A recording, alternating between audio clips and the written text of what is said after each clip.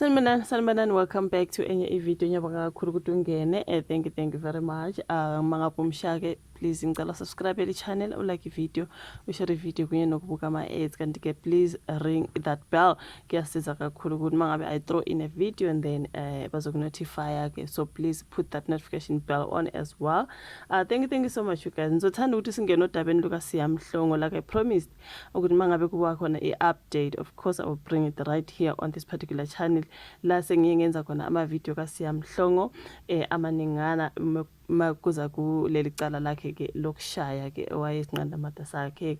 So yeah man, so lana kade lisani ngingadibana ke nesinye story esibhaliwe bekhuluma ngokuthi his lawyers they want the court to dismiss the boyfriend's case, you know what I mean. So befuna ukuthi ku dismiss le case ka Bhuti wakavuma. I think bathe ubani unjabulo, sorry wakaduma not wakavuma, unjabulo Doma bathi ke icala lakhe is got poor quality evidence, okay. Ongakuthi shuthi bathi evidence yakhe ayizwakali kahle ngoba ke when I read the story kuzwakala ngathi kuthiwa ke allegedly unjabulo wayiphuzile, wayedakiwe ngalolu suku lolu, shuthi babephuza besendaweni thizeni ababephuza khona, so wayedakiwe. So bathi evidence yakhe ngathi ayizwakali kahle, usho lokho abuye asho lokho allegedly. So asifunde nje bangishilo ukuthi sika Daily Sun obviously kuzobe isihlungu ke bethi ke former Ukhozi FM presenter Siyabonga Siyamhlongo's defense wants the court to dismiss his ex-boyfriend's poor quality evidence, right?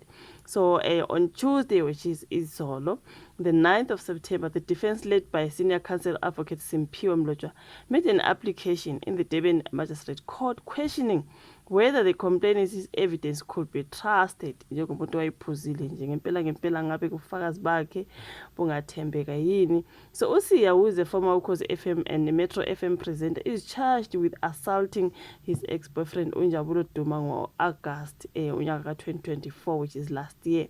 So the night of booze between the two lovers turned into a nightmare as Unjabulo was allegedly assaulted and smashed with a bottle of Savannah. Washiwo kulesi story sadlula ukuthi ngathi washaywa ngebhodlela leSavannah, of which ngiyaphinde futhi ngithi kule clip eyatrenda ngenkathi ke khulunywa ngecala lika Siya lokushaya. Wayethi kule clip ke ngene emotweni ngikuyisesibhedlela, you know what I mean. Okusho ukuthi ke ulimele umuntu mawuzomsa esibhedlela, you know what I mean. So kuthiwa ke washaya ngebhodlela kaSavannah. Usiya was hijacked, leading to their bitter split. Now, the shocking incidents led at the station to silence Siya from September while he was contracted. Lapana Ukhosini. His contract was not renewed at the end of March as he's still attending court. Khumbula sasho ukuthi kwathiwa uthe mayithi buyele emsebenzini kwathiwa imaqala ke liphele icala lakho lelokushaya bese musuqedile you'll come back to work, but kwathi masekusenza ushintsho ke lapha no guys kwaba khona umuntu owafakwe endaweni yakhe. So ke which means he was replaced, you know what I mean. So because he was still attending court on Tuesday the 9th, which is yesterday, Siya's legal representative, advocate Simphiwe Mlotshwa, told the Inkantolo ukuthi Njabulo's evidence can't be trusted because he was drunk when the incident happened. Njengoba kusho ukuthi babephuza babesendaweni yokuphuza. So wayephuzile uNjabulo mhlambe bathi allegedly akasakhumbuli ukuthi kwenzekani. He said even the doctor who examined the complainant uNjabulo confirmed that during the examination the complainant was still smelling of liquor. Wayesazinokela utshwala nje ngaleso sikhathi nje bem-examiner lapha, you know. So advocate Mlotshwa also questioned whether Njabulo's evidence was reliable as he couldn't remember what time they left Umhlanga for Zai restaurant. Kukhona sekukhohliwe Nkosi yami, kwabona la kulimela udakiwe, so usobha ke khona okunye osakhumbula khona okunye ongasakhumbuli, istory sakho asihlangani, you know what I mean. Now, Mlotshwa said Njabulo's failure to account for the time and the amount of liquor he drank made the evidence unsatisfactory. Now, advocate Mlotshwa also questioned the contradictory evidence by the complainant when he denied posting the video of the incident on social media, but later admitted it.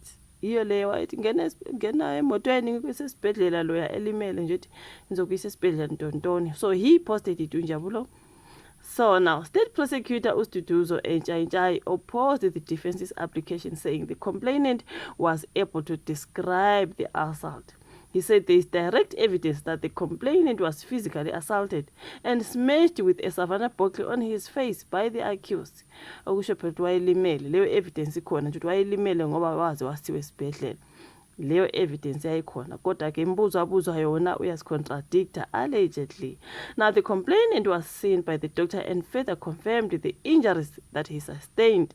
According to Advocate Mloja, Usia was throwing a bottle at a stranger. He was throwing it to a stranger who was opening a passenger's door when the bottle accidentally smashed on Njabulo's face. Come on, Sia. Come on, Sia. Come on. But anyways, you know what I mean? He was throwing a bottle to a stranger who was attempting to open the car when the bottle then accidentally smashed into Njabulo's face. Wow, Sia mhlongo.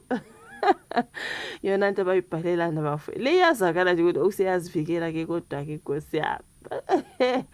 So now umagistrate uMhlonipheni Sibiyake reserved the judgment for the 17th of September. Sesizozwa nge-17 ukuthi kuzohamba njani ke bafowethu njengoba usiye sezivikela Nkosi yami wayengaliphonsi kumuntu wakhe wayethi ushaya lo ovula isicapha ayingeke bafowethu kuningi kule ndawo ke kodwa ya I think now Mhlongo's lawyers, they want the court to throw away this case, saying evidence of the complainant teka. This is what I get on this particular story at Daily Sun. So angazi you guys till the 17th of September sizwe ke ukuthi ke icala lizoqhubeka kanjani elikaSiya Mhlongo, the former Ukhozi FM and Metro FM presenter.